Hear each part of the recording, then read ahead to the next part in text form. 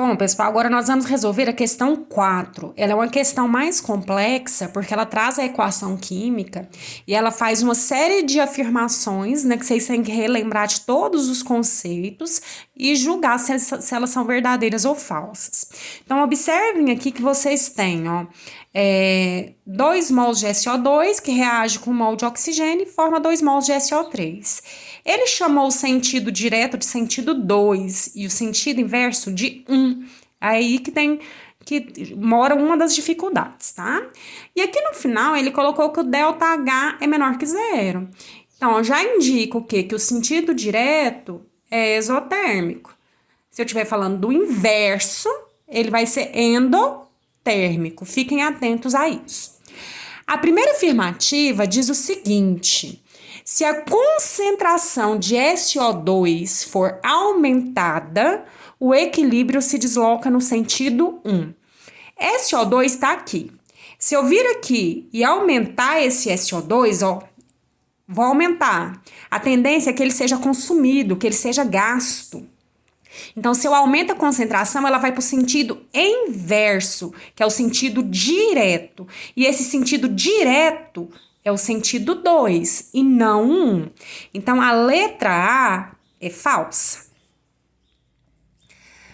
Na letra B, ele diz o seguinte: se a concentração de SO3 é reduzida, o equilíbrio se desloca no sentido 2. Então, agora eu tô falando dessa substância.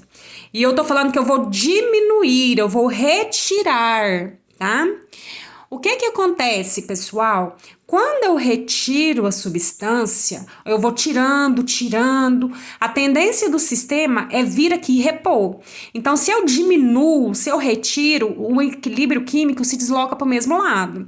Então, se eu tô tirando, ele vai deslocar para cá para repor. E é justamente o sentido 2. Então, a letra B é verdadeira. A letra C afirma que se a temperatura do sistema é reduzida, o equilíbrio se desloca no sentido 2.